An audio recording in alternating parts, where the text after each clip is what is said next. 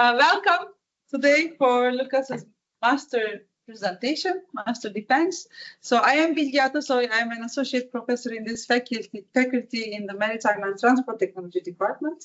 So Lucas has been working on his master thesis, which is part of the Transport Infrastructure and Logistics program, aka TIL.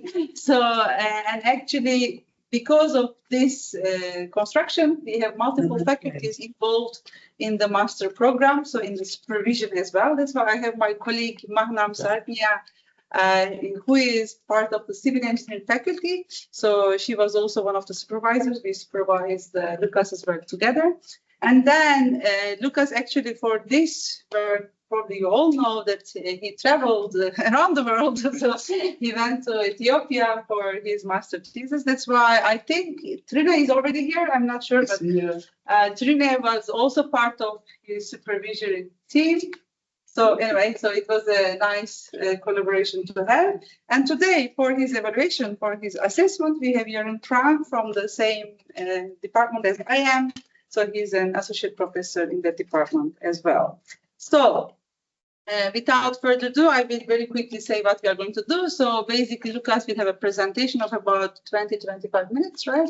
And then it will be your time to ask questions, and the questions can be English, Dutch, whatever you find it more comfortable. We will be able to follow, no worries on that.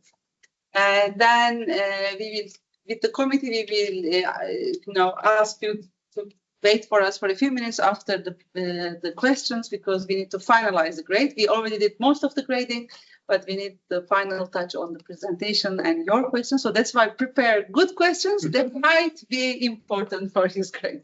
So the stage is yours, Lucas. So looking forward. So I don't want to destroy your setup. Okay, thank you, Bilge. Welcome to my thesis presentation. I will tell you everything about dispatch optimization with inventory-dependent service time using approximate dynamic programming. I'm sure these words will mean a bit more to you after this presentation. And I did this thesis in collaboration with Habesha Breweries in Ethiopia. And here's an example. Here you see I was joining the distribution team, how the beers are delivered.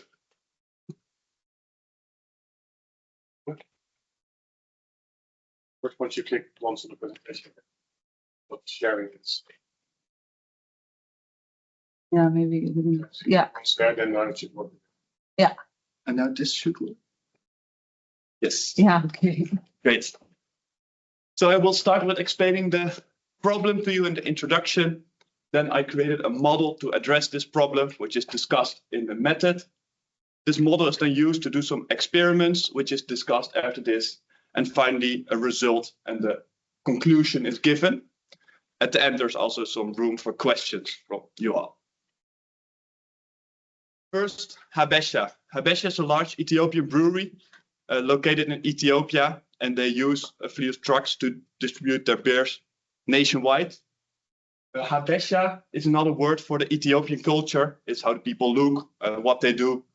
And as you may know, the oldest person ever found is found in Ethiopia. This is Lucy. This is where the logo refers to. So what you see there is Lucy. Habesha is founded by local people. They have 8,000 local shareholders, and also Swinkels, Royal Swinkels, you may know it from Bavaria, is involved in Habesha. Then a short video.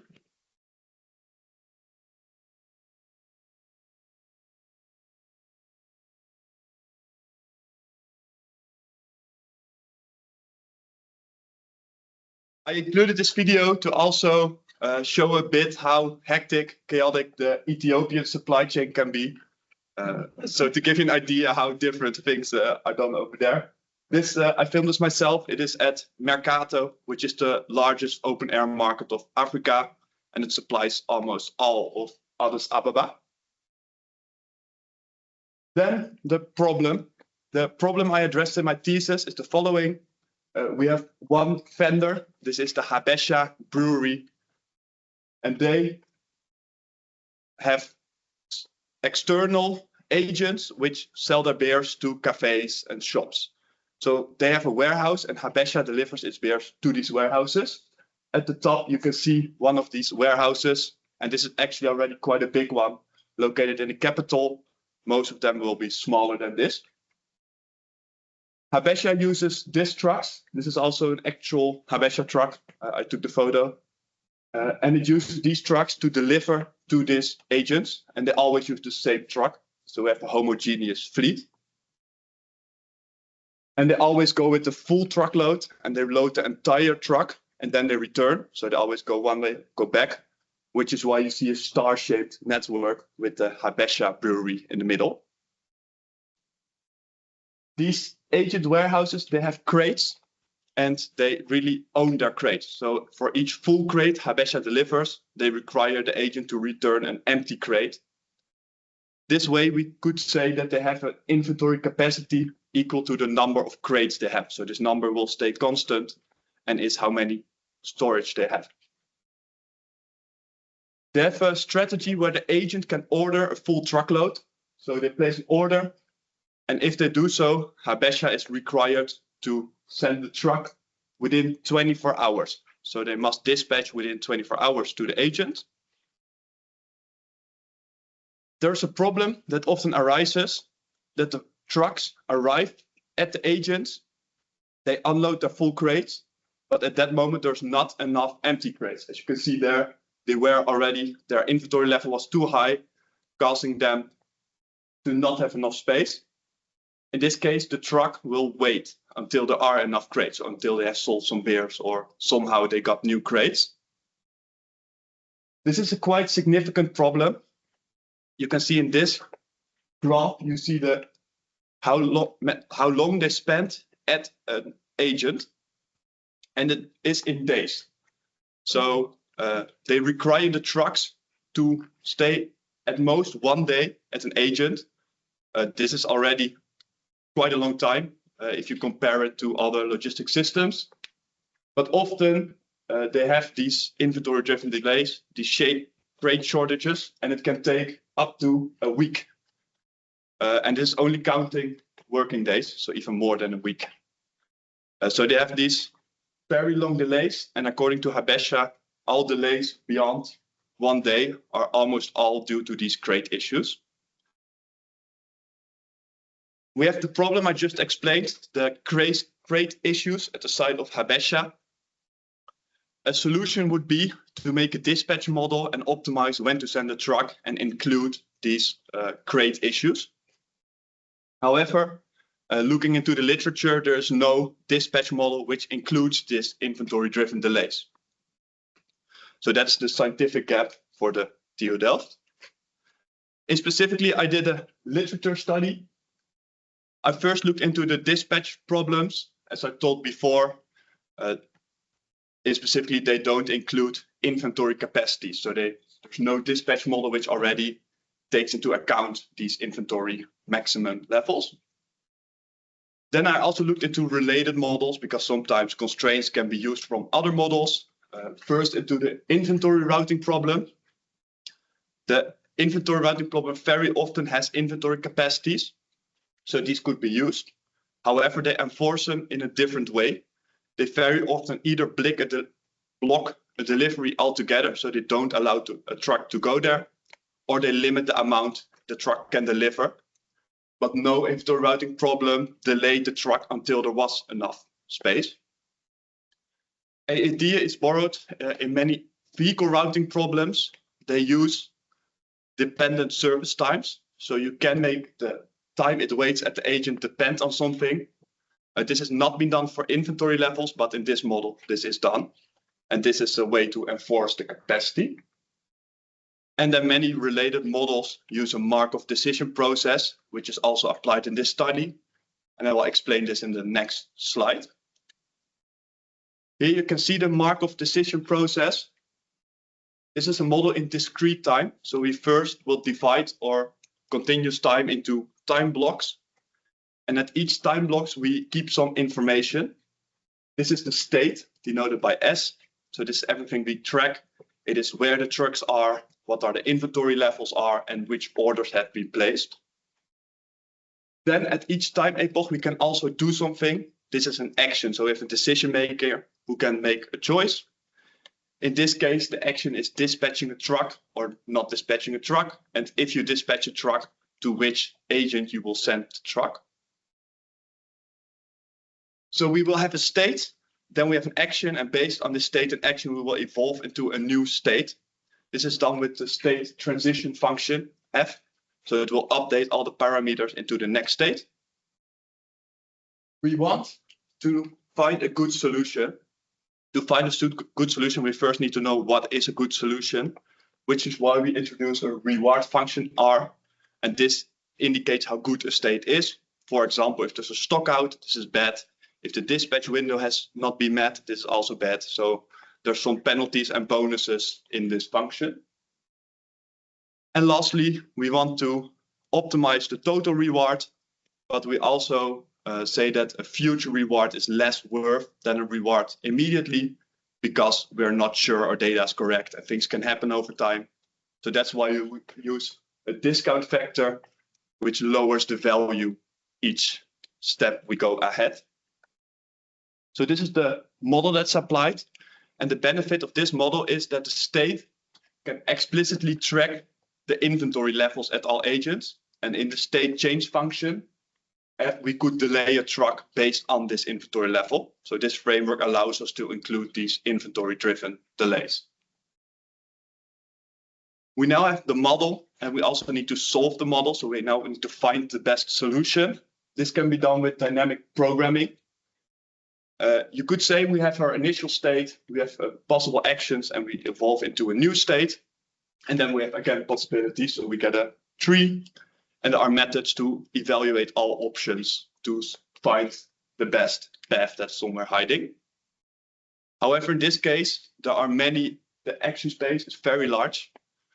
For example, if you have 5 orders, 5 trucks and 20 orders, there are already 100,000 ways you can connect these two.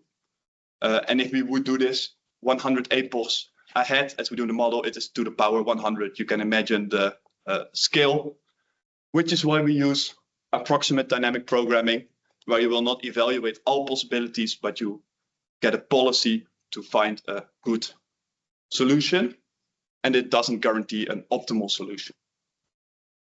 In specific, I used a partial value function approximation.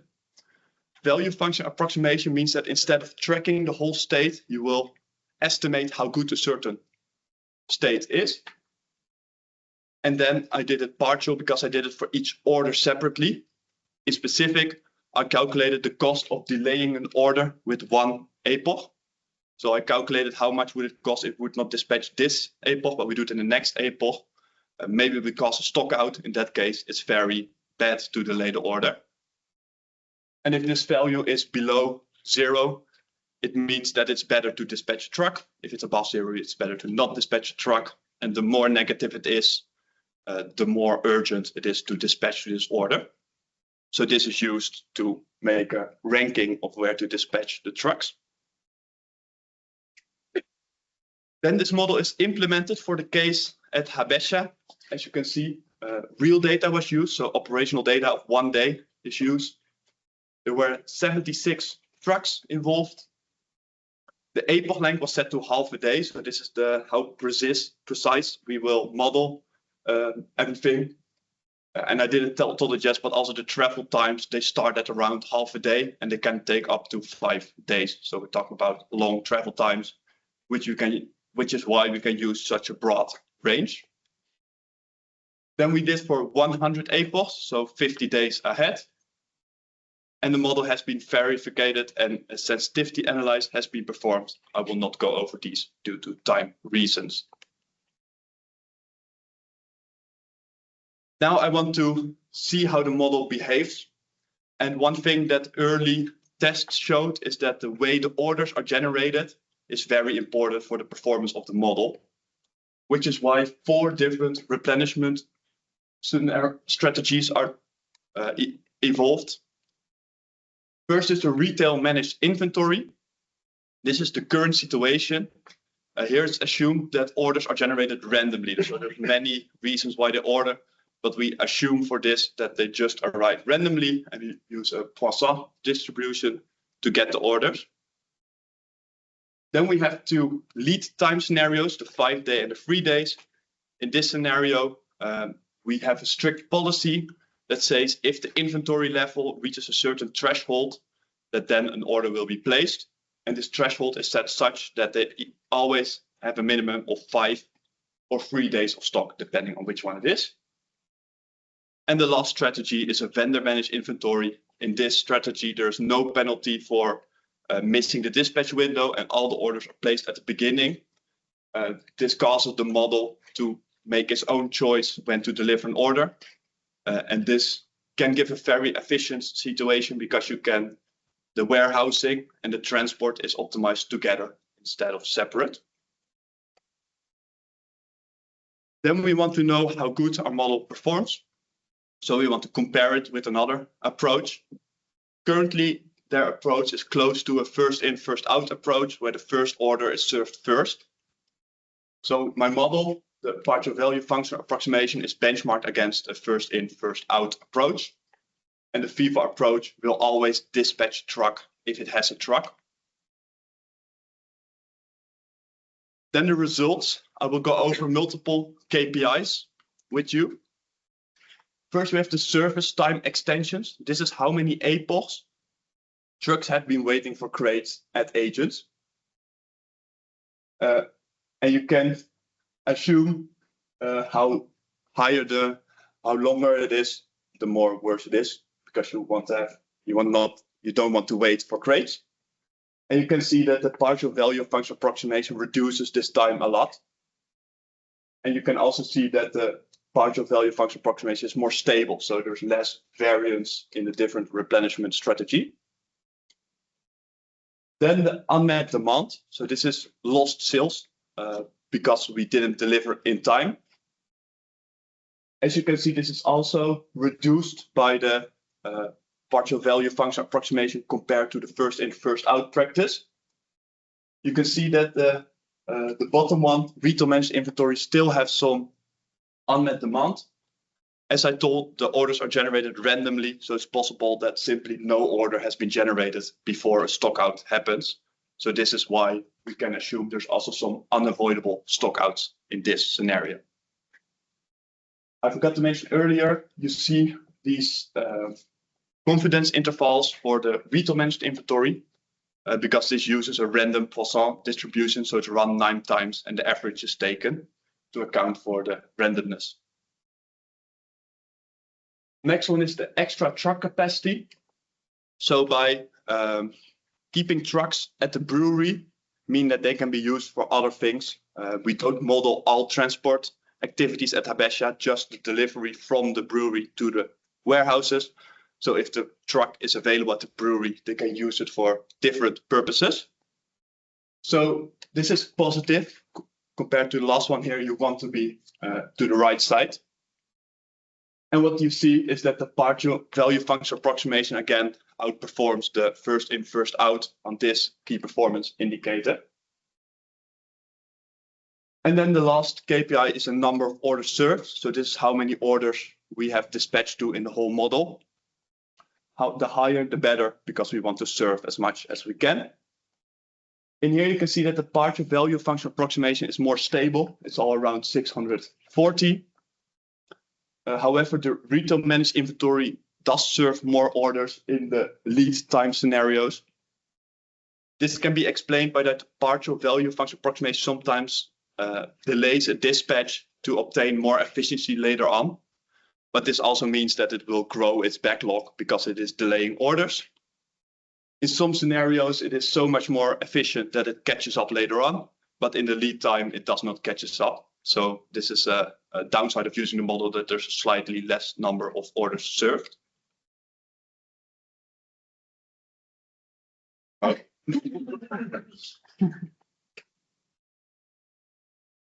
I think you pressed a bit too many times, or I don't know. But yeah, you can open it.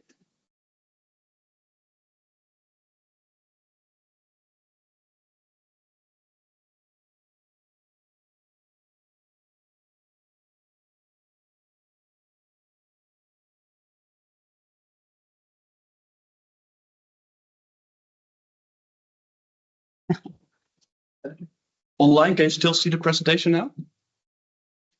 Red line. Yeah.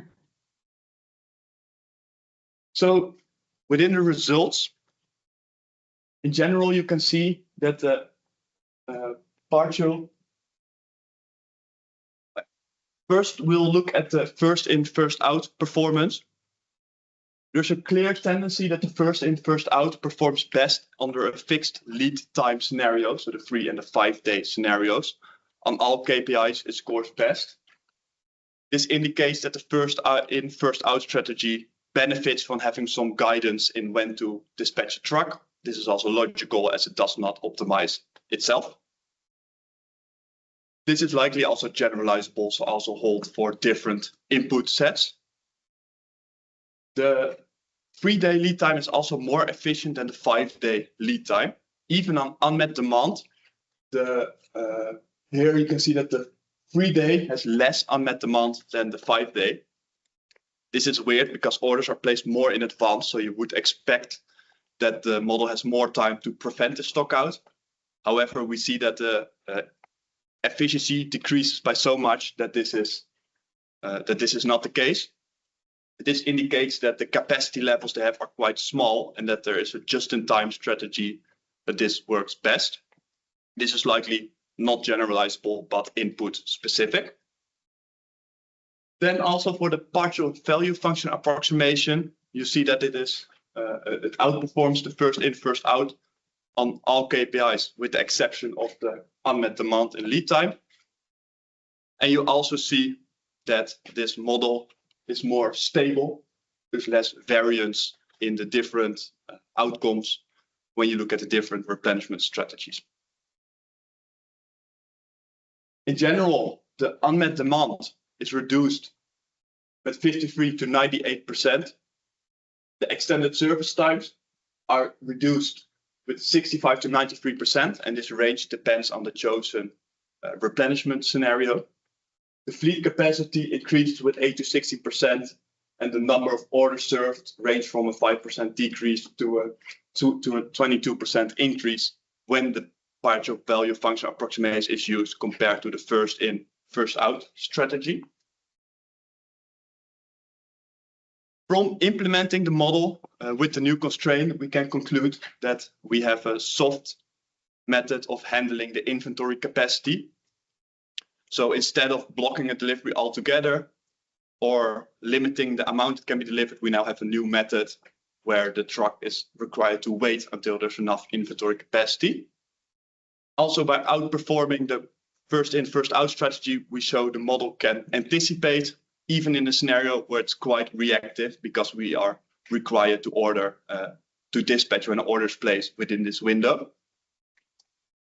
And lastly, the model has less variance, not so much variance over the different replenishment strategies, indicating that the model is robust to replenishment strategies.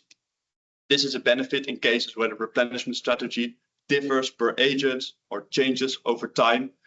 In such cases, a model as this can be used.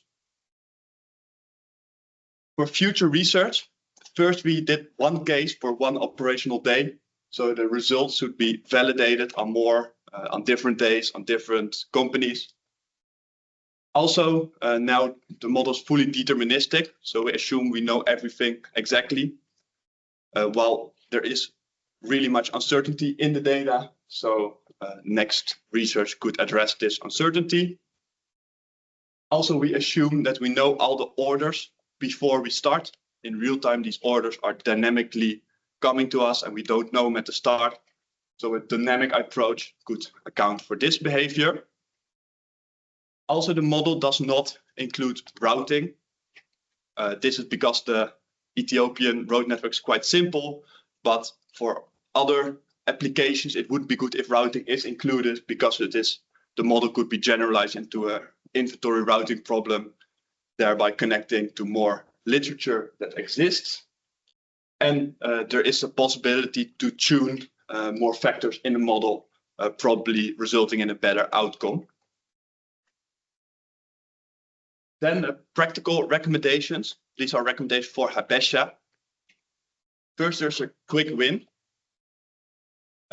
We saw in the results that the lead time scenarios scored good, especially the 3 days lead time already scored significantly better than other first in, first out strategies.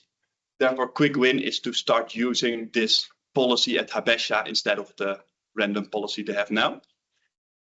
Then the second step would be to implement a dispatch model such as this one and start optimizing the deliveries. We also saw in the results that this has significant gains. It also allows Habesha to look more ahead and identify future stock outs or things, capacity problems that are about to happen. And then the last stop for the most efficient strategy would be to also implement a vendor managed inventory, thereby optimizing together transport and warehousing. This is, however, more work, so this is more for the long term. Also for Habesha, there's some future steps. First, the data improvement. A lot of different data sources were used. Many of these data sources are made by hand. They contain spelling mistakes and the names differed per data source. So a lot of data cleaning has been done, but this is very likely to introduce some biases. Also, the delivery size is assumed to be fixed. It's always the same capacity and they only do full truckload deliveries. This is efficient in terms of transport, but less efficient in terms of warehousing. So looking into maybe also doing split deliveries or using a smaller truck can also increase warehouse efficiency. Fleet sizing. At the moment, the model does not look into how much an idle truck at the brewery is worth. Maybe at some point another department needs a truck, so there's a higher value at that moment. This can be included. And Habesha has commercial warehouses. They own these warehouses and they can use them as a buffer. So including these in the model can also further optimize the efficiency. This was the presentation, and if you have questions, this is your time to ask them.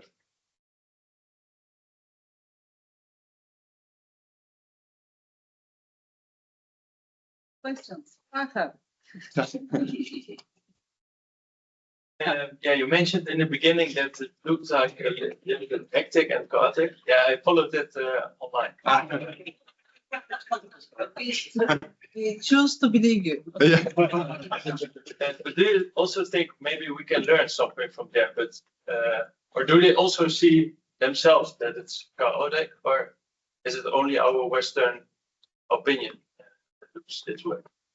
I think for me personally, I took some lessons from it because I think especially until we're always looking to organize everything, optimize everything.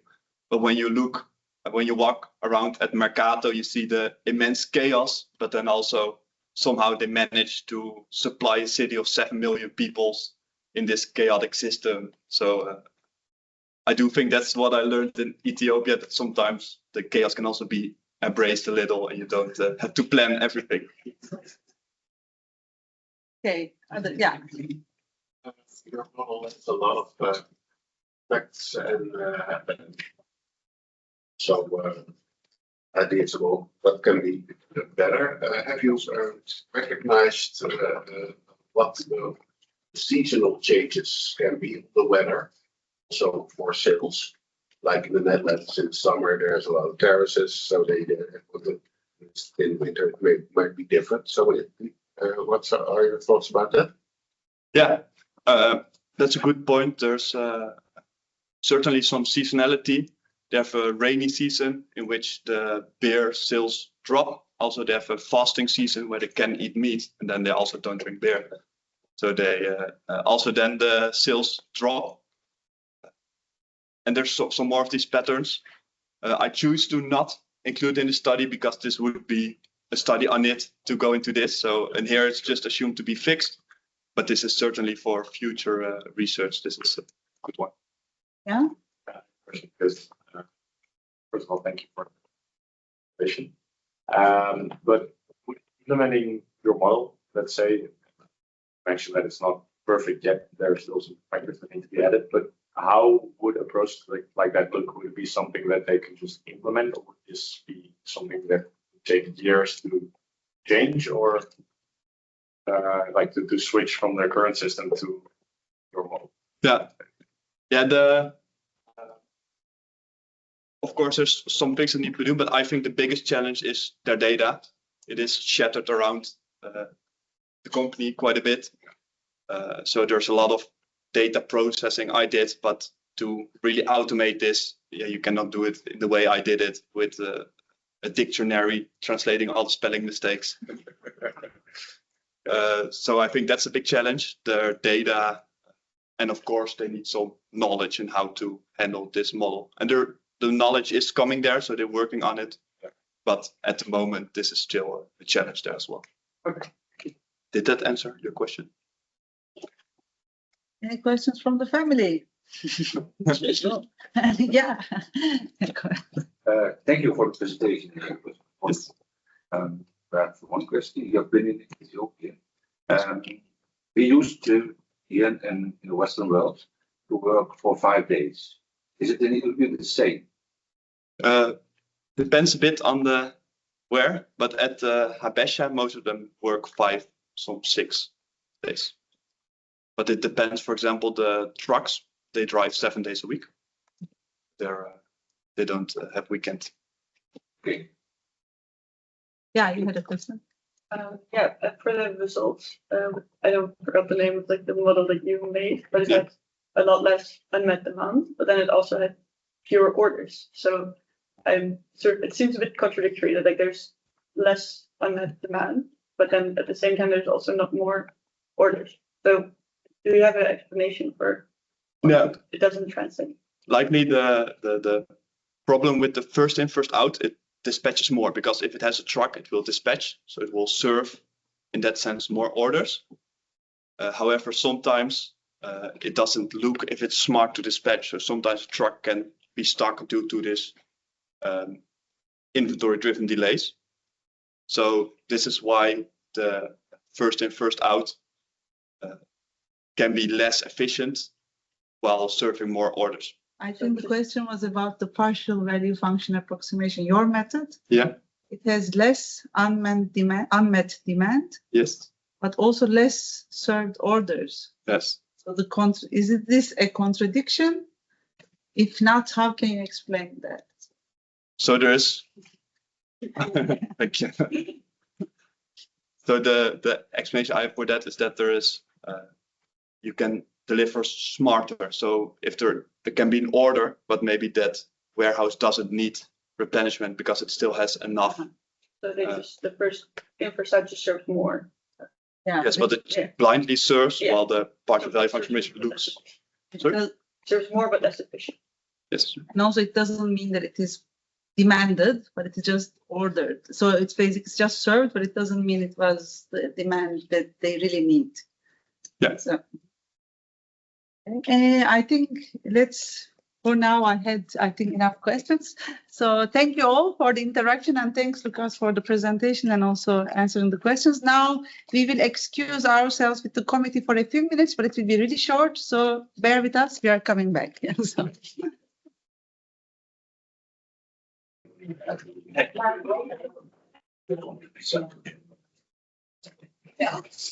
So thanks for waiting us.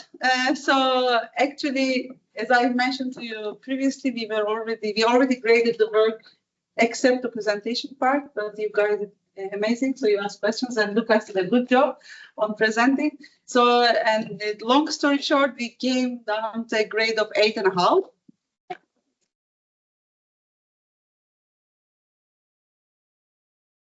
Some overall feedback. So actually, when we grade this, there are different components. We evaluate the work itself, the content itself, but also the process, how you communicated the work, both in the written format, but also as a presentation, and also the overall research competences. So we evaluated all these different parts. And actually, I will start with the highlight. I think you had this thesis executed in a quite independent way. So I think you were on top of your planning, on top of what you should do, and also you check the literature very carefully. So I think you were very precise in your work. So I think this is an asset that you can use wherever you go now. I don't know your plans, but wherever you work for, I think this is very important to have this mindset. And also you were very open-minded, looking for feedback. And Trina mentioned that for them, it was very useful to have this insight into their planning.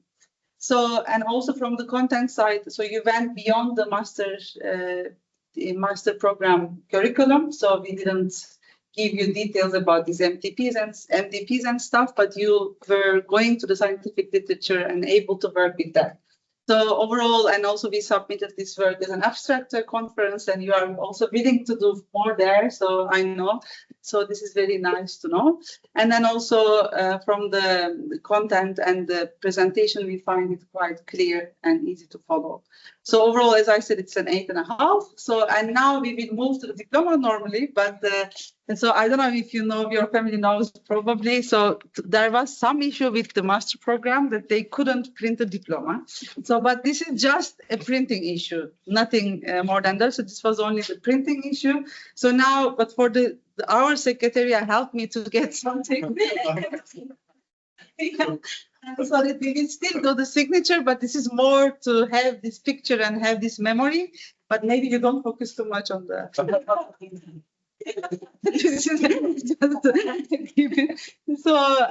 maybe you can. I don't need to sign. I think this is an official document, but maybe we can. So we still want you to remember this day. Yes. So you can. Maybe we can. This is the picture you want to have in the back. Yes. Yeah. Ja.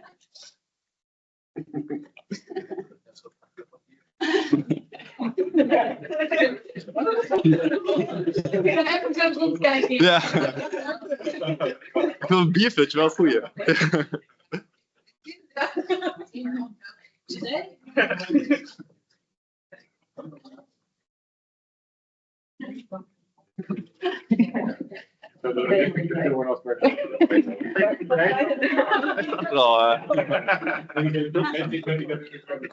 Then I want to also have this moment to hand over you this.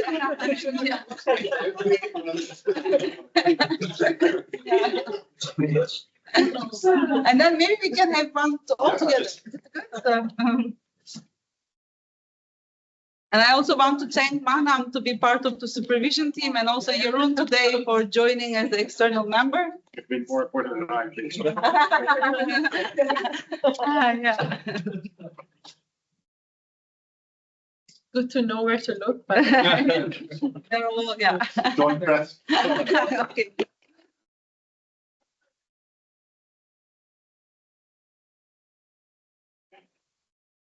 Yeah, congratulations to you as well. Gefeliciteerd. Geniet ervan. Yeah, so see you later. I will just grab my stuff. you should take the out. Yeah, I think you have your signatures also. Yeah, exactly. Yeah, I have everything else. Well, congratulations again. Thank you very much. After the next. No, they are late.